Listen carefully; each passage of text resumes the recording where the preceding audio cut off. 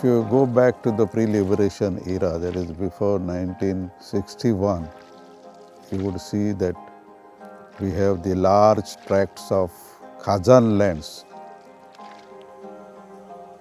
The Khazan system is an integrated system of agriculture and aquaculture to satisfy the basic needs of the people with checks and balances to take care of the environment, not destroying it.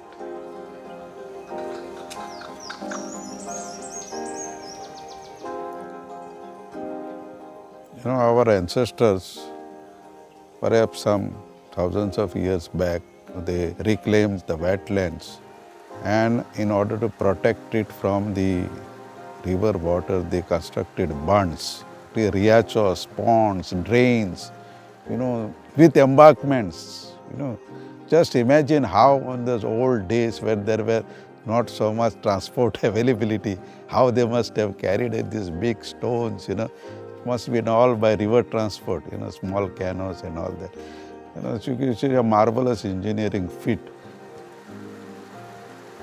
In order to regulate the flow of water, they built a sluice gate with wooden doors. So in the high tide, only regulated water comes inside. In the low tide, the water goes out, and you can put up a net and do fishing at the sluice gate. Their embankments were built in such a way that no salt water would come up into the fields. They could cultivate rice during the monsoon as well as in the winter and summer season, and also could do vegetable.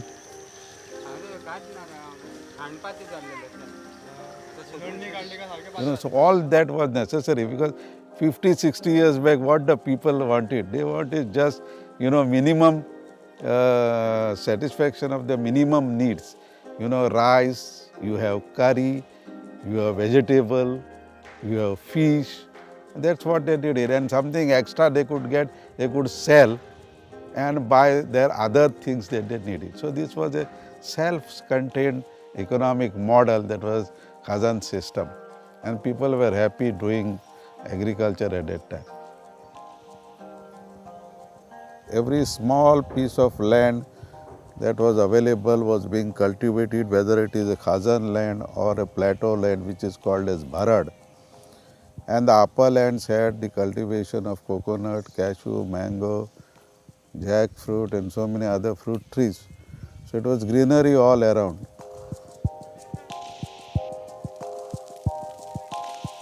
So later on, things changed.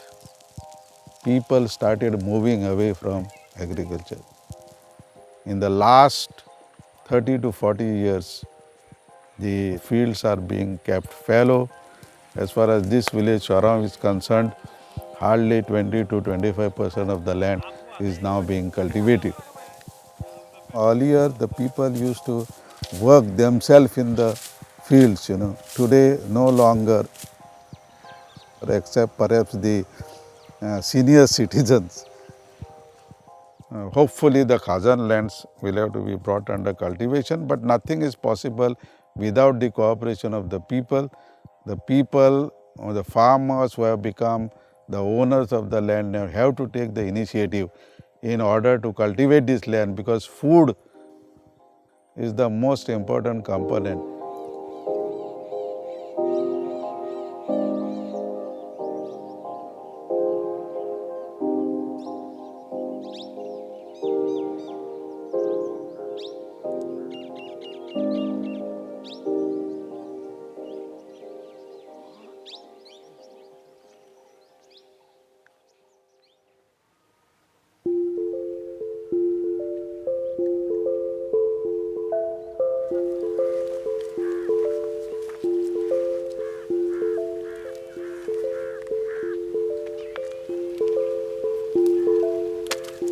शेताक फायदो आहा, नुस्त्याक फायदो आहा.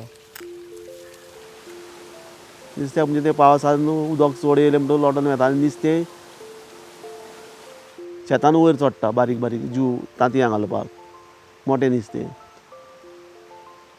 आनी शेताचें तें हें धरता आदारान तातूंत तांतयां घालता. तांतयां घातली म्हणटकीर ती मागीर व्हडली तांतयां मोटी नुस्तीं जाता आनी मागीर ती इल्लें सोकलां देंवता. हें आहा. आमी ल्हान आसतना नुस्तें स्टार्ट आमी मारूंक करताले तेन्ना नुस्तें बरें मेवतालें आमकां की केन्नाय वचून नुस्तें हाड धरून आनी बरें हेल्थी नुस्तें आनी बरें टेस्टींग.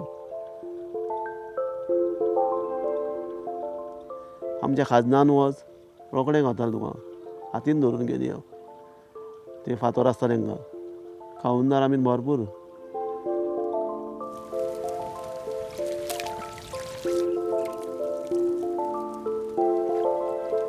कुल्ल्यो बीन खूब भरपूर. आतां एक घाल ही जारी काड कुल्ल्यो.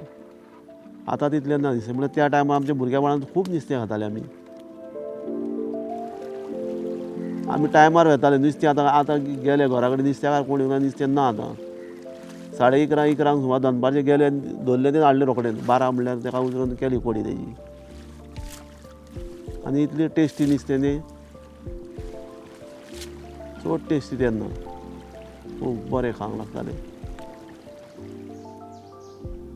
त्या टायमार हें नासलें न्हू कॅमिकल कांयच ना बरें आहलें तेन्ना. आतां नुस्तें खूब जाय तें शॉर्ट जालां कमी जाला.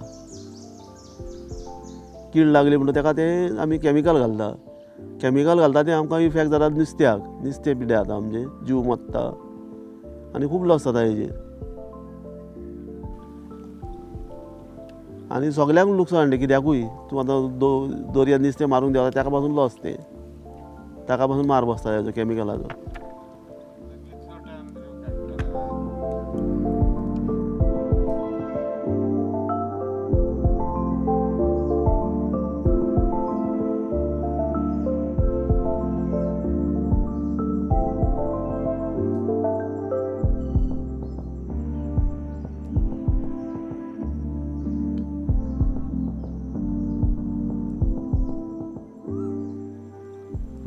हिपळाचो फायदो म्हणजे नुस्तें जावपाक बरें पडटा.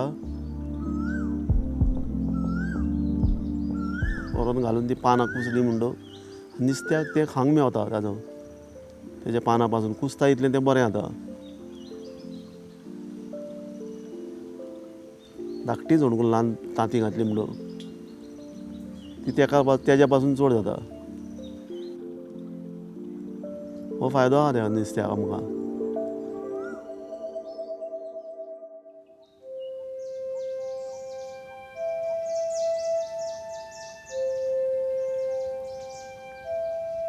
Just to walk into these mangroves, on first glance, it just looks like, a marshy habitat. But you take a step in, you open up your eyes, you listen, and around me right now I can hear tons of these clicks, which are the little pistol shrimp. You look around you, there are these big mounds, which are constructed by the mud lobsters, which actually aerate the soil and fertilize it, allow for new mangroves to regenerate. The mangroves themselves are so uniquely adapted. They've got these breathing roots that emerge from the ground that are able to excrete excess salt and also aerate the ground. So this island has a really unique history. It was one of the many reasons we chose this to be one of our pilot sites.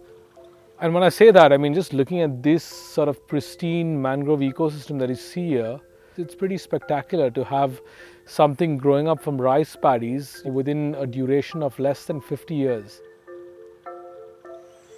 So it just tells you something. It tells you that ecosystems have an immense ability to regenerate and restore themselves if left to their own means.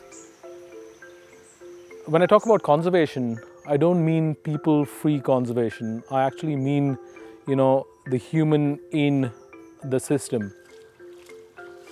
And this is something that our communities have realized. They didn't have a specific name for it, but we have lived with this system for centuries. It's only now we see an ecosystem as separate and the human element living in isolation, really. So I think this is one of those perfect examples where it's really a true participatory system where we are involving communities in conservation of these spaces.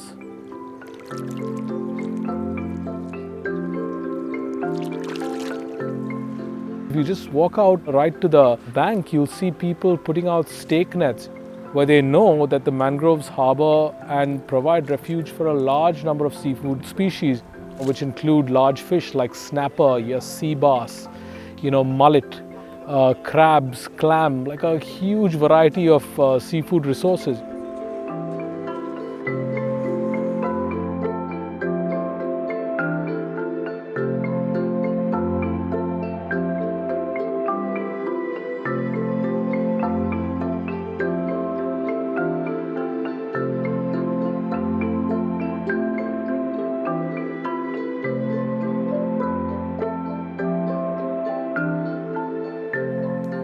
This is a project that focuses on the conservation of coastal and marine biodiversity at key sites in the country. And we are standing in one of the many pilot sites, which is the Dr. Salim Ali Bird Sanctuary, which is primarily this mangrove habitat.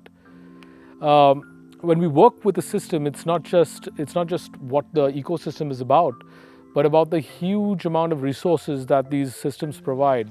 When we talk about the conservation of these ecosystems, we've got a unique example in Chorao. In that, there's a system that's been in existence for thousands of years.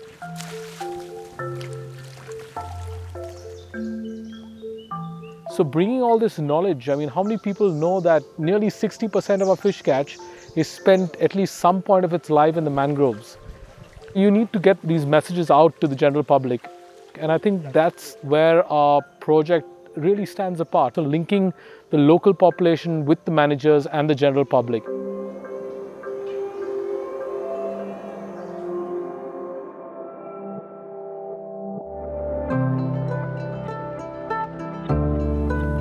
Dr. Salim Ali Bird Sanctuary, Chorao Island, is just 2 square kilometers, but its closeness to the bustling city of Panjim is a heaven which provides refuge not only to the birds, the fishes, the other animals, the small mammals, but also provides a lot of resources to us back, because it's like a nursery which gives us fish, which is a very important food for us.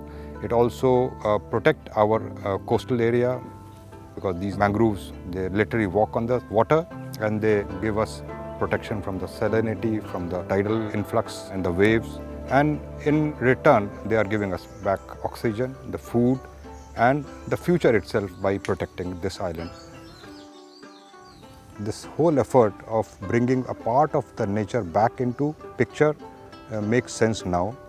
That's what we are going to convey, that it's for the benefit of the people we have done it, and the people should not think that Chorao Island protected area, the sanctuary, is something which has been taken away from them, but actually it is something which is bringing them something which was actually existing in the past also, and we lost that connection somewhere in time because of our zeal for fast development. And now I think this brings back the whole system in which the nature, the human beings, the animals and the birds can live in harmony, and that's what we are going to project. And this message will go through the visitors, to the students, to the farming community, the fishermen community. Everyone will understand in a much better way. So this will be a showcasing what protection and conservation means. It's not just protection, it's actually resource conservation and resource utilization also, which we are doing through this small pocket of nature, the mangrove.